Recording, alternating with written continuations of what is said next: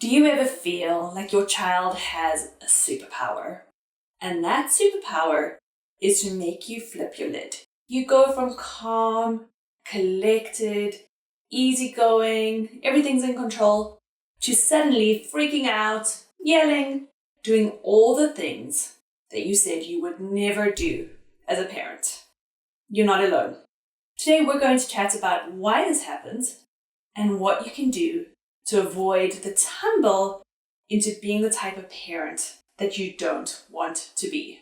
Let's talk about triggers. A trigger is an automatic response. Our entire body reacts before we have the emotional and cognitive input to go, I remember that parenting video that spoke about not yelling, not using an angry face, not being a threat to my kid. Before we know it, it bubbles up, and those are all the things that we're doing. Very often, triggers are based on our past experiences. So for instance, if you were raised in a home where backtalk wasn't acceptable, the moment your child starts to get all sassy with you and starts chirping back, you feel your entire body start to tense, stomach tenses, heart starts to pump, palms probably get sweaty, and before you know it, out comes the rage. I want us to remember too that not all rage is loud. Sometimes rage also looks like the cold, silent response, the steely eyes, the hunched shoulders, the one-word answers. Or we snap back, or we do things like take away things from a child, things that they love. So, you go and give me your favorite teddy bear, or I'm taking one of the dolls out of your room, or give me your phone, most common. Very often as our kids get older, we take away that phone because it's all we know what to do. But when we think about it logically, eventually we know that that phone is going to become a power struggle. So we want to slow down, start to figure out what we actually do with these triggers. Here's the thing though, it's not your child that is unruly, it's your nervous system. It's not our child that we have a problem with. It's our nervous system often reacting again to things that happened 20 years ago in our childhood. So what do we do? The first thing that we want to do is that when we start to feel our body react, is we want to slow down. Before you do anything, pause. Don't react. Don't punish. Don't yell. Take the space. The ability to emotionally regulate is our ability to pause. This is what we want to teach our kids.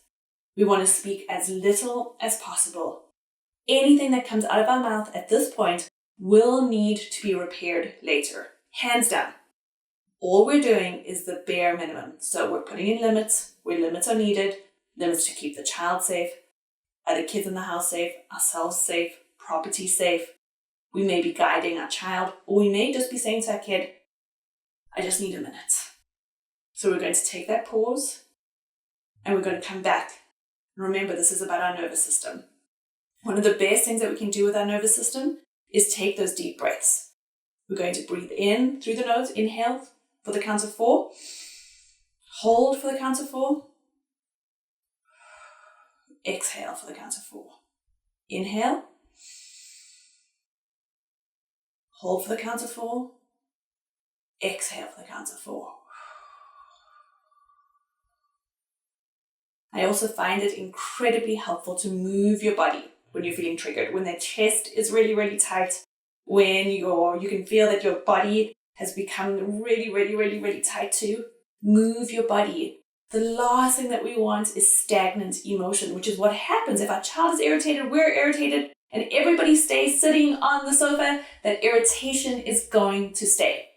So get up, move your body. At the very least, move around the house. If you can get outside and move even further, even better.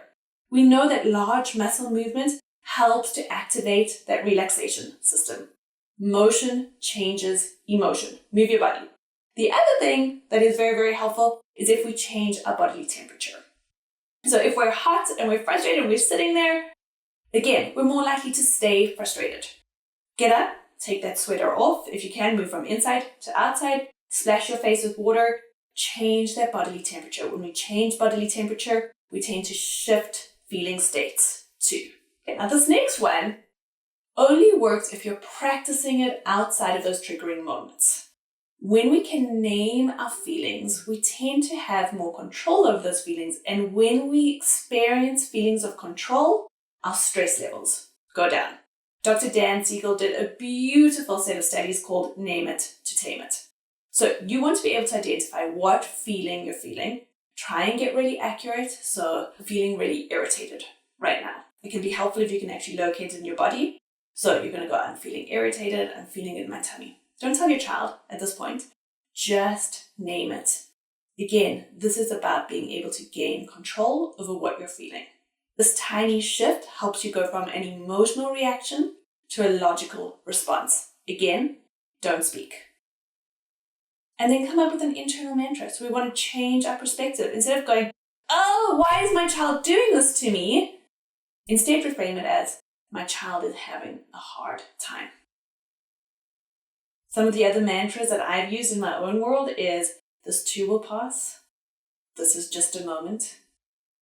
Be the anchor for my child. And one of the ones that I love is, be the calm, be the calm. Sometimes when my own little girls are having a hard time, that's all I repeat. Be the calm, be the calm, be the calm. Remember, our kids only ever learn how to emotionally regulate through watching us emotionally regulate. In fact, the ability to emotionally regulate can only happen after multiple experiences of co-regulating with an adult. So that means all of those wonderful anger videos that we might show our kid, or the books that we read on anger, or our zones of regulation, all fine. But I often think of those things as the icing sugar on how we teach our kids. The true chocolate cake, the true substance, is in all of these really icky, challenging, triggering situations where our kid watches us, being able to get down on their level, talk to them, use a calm voice, and wait to actually have those conversations about what happened, how do we make this right, putting in consequences if consequences are needed. That's how our kids learn how to emotionally regulate. It's through watching you. And the hardest part of that is identifying your own triggers. So let's go there. How do I begin to identify what my triggers actually are? Take note of what's setting you off. Is it whining? Is it when there's a big mess at home? Is it your child not listening to you? It can be really helpful to either work with a therapist or to begin to journal and go, okay, today was a really challenging day at home. What was it? What was at the core of the situation of what was going on? Once we can identify that, so perhaps it is that your child isn't listening to you, you can start to think back to, where was this in my childhood? Where did I see this showing up in my childhood? Perhaps when you were growing up, you felt invisible. So when your child doesn't listen to you, that triggers you. Now we can start to make more logical sense of what's going on. It doesn't mean that you're not going to get triggered in those situations, but when we can identify what's happening, it helps us to slow down, it helps us to take that pause, and then to act more compassionately with our child. This is how we change those intergenerational cycles. We're more likely to be triggered when we're exhausted, stressed, when we're not looking after our bodies, when we have poor boundaries in other areas of our life. That is what self-care is. It's not about the fancy trip. It's not about a 2-hour yoga class, although lovely. It's the things that we do every single day. It's about taking your phone and putting it in another room so that you can get an extra 10 minutes of sleep at night. It's about prioritizing your wellness and letting your kids know, when mom looks after herself, this is how we look after you. When we have poor boundaries with the adults in our world, we're more likely to be triggered with our kids because we may not feel the safety to explode at our boss or to tell our partner how we're really feeling. Often those emotions that come from the adults in our world, from work, unfortunately get poured right at the people we love most in our world, our children. Take care of yourself. Know where those feelings are coming from. Know where those reactions are coming from. We have so much control over our triggers.